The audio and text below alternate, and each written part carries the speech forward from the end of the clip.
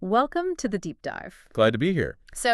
Today we're diving into a set of ideas you probably see everywhere online in self-help, manifestation, reality creation, the law of Yeah, attraction. they're definitely popular topics. And we know you want to get a real handle on them quickly and thoroughly without getting, bogged down. Yeah, cut through the noise a bit. Exactly. So that's our mission today. We'll explore each one, see how they relate. We've got some solid material to work from. Okay, sounds good.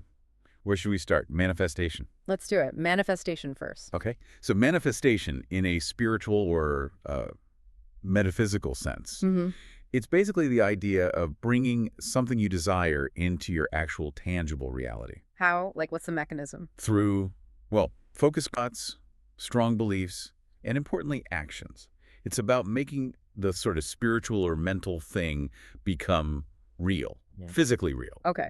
And you mentioned it has history, not just a new internet trend? Oh, definitely not new. It's got roots deep in various religious and spiritual traditions. The core idea is this mind-body-spirit connection. Uh-huh. That connection is seen as the key to achieving, concrete results in the world. Right. So it's not just wishing. The sources mention different angles on this, don't they? Some see it as deeply spiritual. Exactly. A spiritual practice. But others focus more on the psychological side. Like mindset, intention. Precisely. The power of having a clear intention and the right mindset. Mm-hmm. But what's really key, and you see this pretty much across the board, What's that? it nearly always involves taking practical steps. You can't just sit and think about $1 million. Huh. If only. So it's mindset plus action, not just magic. Correct. It's not purely magical thinking. You've generally got to do something alongside the mental work. Okay. And what about the science connection people sometimes make? Like quantum physics? Yeah, that comes up a lot. This idea Yeah. of aligning your personal energy, your vibration, with the universe's energy or something Yeah. like that. It's a popular analogy. But, well, it's important to be clear. There isn't really any solid empirical scientific evidence showing a direct cause and effect link. Not in the way science usually measures things. So it remains more in the realm of belief, personal experience. Largely, yes. Belief, experience, maybe philosophy. Not hard science, at least not yet. That's a really useful distinction. Okay, let's shift gears then. Reality creation. This sounds bigger. It is, in a way. It takes the idea a step further, philosophically speaking. Oh, so? Reality creation proposes that consciousness itself isn't just experiencing reality. It's the actual foundation of reality. Whoa, okay. Unpack that a bit. The core idea is that everything, absolutely everything, first exists as a thought in the mind. So the physical world. Is sometimes described as, well, almost like an illusion. You might have heard the Vedic term Maya. Vaguely, It suggests this physical plane we see and touch is only a part, maybe even a small part, of a much larger, truer reality. So if this physical world is like a movie screen, Yeah. where's the projector? That's where the concept of a mental plane comes in. Think of it as the realm of cause. The source. Kind of, like blueprints for a house. Before any bricks are laid, the house exists as an idea, a plan, right? In the architect's mind. Uh-huh.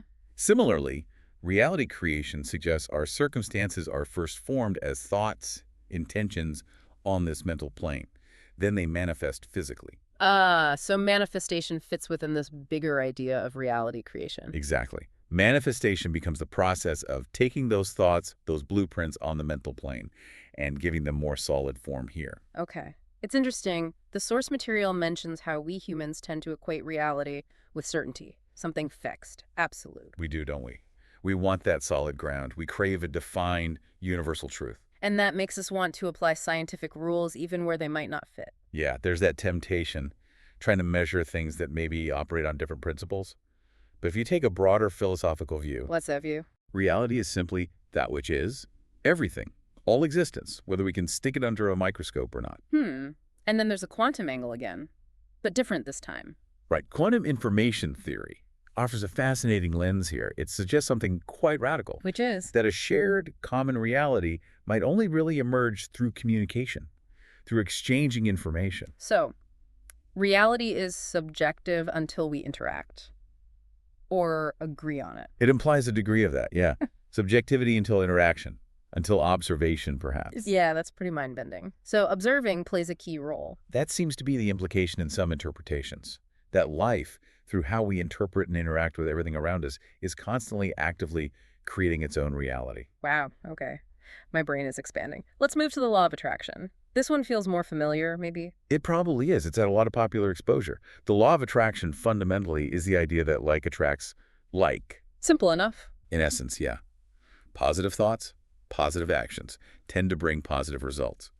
Negative thoughts and actions. Well, you get the picture. And this comes from... It's a really central idea in the New Thought movement. They propose that individuals and their thoughts are essentially pure energy. Energy. And that similar energies naturally attract each other. So if you concentrate on positive thoughts, positive feelings. You attract more positive things, like health, wealth, better relationships. That's the claim. By focusing your energy positively and really feeling those positive emotions, you purportedly draw those improvements into your life. Is that where ask, believe, receive comes from? Exactly. That's the common mantra. Ask clearly for what you want. Genuinely believe you'll get it. Then be open to receiving it. It sounds nice, definitely appealing.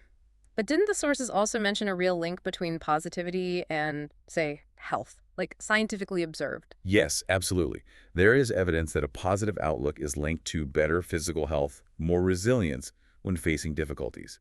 Those are tangible benefits. But there's a catch, right? Something about toxic positivity. Yes, that's a crucial distinction. Real positivity is one thing. Toxic positivity is different. It's that forced, unrealistic optimism that ignores genuine negative feelings or real problems. Right. You can't just pretend everything's fine when it isn't. That doesn't help. It really doesn't. It can actually be harmful, suppressing emotions, avoiding necessary actions. So the law of attraction, properly understood, isn't just about thinking happy thoughts then? No. It emphasizes aligning your mindset, yes, but also taking purposeful action. It's not meant to be just passive wishful thinking. It often involves personal growth, taking steps. Okay, that makes more sense. Action keeps coming up. It's a common thread. So we've got manifestation, reality creation, law of attraction. Let's tie them together. How do they connect? Okay, this is where it gets interesting, seeing the interplay. Manifestation and the law of attraction are very closely linked. You could almost say the law of attraction is the underlying principle or mechanism. That makes manifestation work. That's often how it's presented, yes. The law of attraction provides the how. Both are fundamentally about thoughts and our energetic state influencing our reality. So manifestation is like actively using the law of attraction. That's a good way to put it. Manifestation is often framed as a more active, maybe more holistic process. Holistic how? Aligning your entire being, your energy, thoughts, core beliefs, actions with the new reality you want. It might even require deep interchanges to become a vibrational match for it. Okay. And the law of attraction is? Sometimes seen as more focused on, say, using positive thinking and visualization specifically, using your imagination to draw experiences to you. So one is maybe whole self-alignment, the other more about shifting perspective and focus. Kind of. It's subtle, but there's a slight difference in emphasis. Though proponents would say you really need both to become a, quote, master creator of your life. Right. And reality creation fits in how as the umbrella. Exactly. Reality creation is the big picture, the philosophical framework that holds the other two. How does that work? Well, if you start with the premise that consciousness creates reality.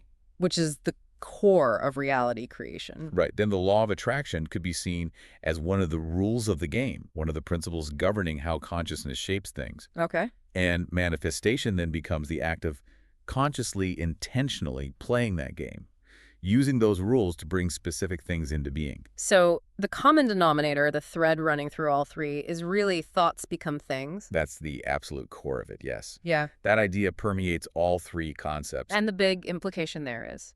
That our consciousness, our interstate thoughts, emotions, beliefs, isn't just reacting to the world, it's actively shaping it. Which means a lot of personal responsibility. A huge amount, yeah. If the universe or reality responds to our dominant thoughts and feelings, then cultivating our inner state becomes, well, crucial. It's not trivial. It really challenges the standard purely materialistic view, doesn't it? Where matter is primary and consciousness is just a byproduct. Completely. This perspective gives real causal power to the intangible, to thought, to consciousness itself. It flips the script in a way. Suggesting our inner world significantly influences the outer world. Directly influences it, yeah. That's the fundamental shift in understanding reality these concepts propose. Okay, so let's recap quickly. Manifestation, the active process using thought, belief, action. often works through the law of attraction. which is the principle of like attracts like, positive focus drawing positive outcomes, And both operate within this larger philosophical idea of reality creation. where consciousness is foundational and our thoughts literally build our experience. Exactly. It all ties together around that core idea of mind influencing matter. Precisely. Which leaves us, and you listening, with a pretty big thought to ponder, doesn't it? I think so. If our consciousness really does play such a key role in shaping reality, what else might be going on? What other laws or principles might be operating that we're only just starting to grasp? And what does that imply about our own potential, our agency, the nature of existence itself? Big questions. Definitely something to think about.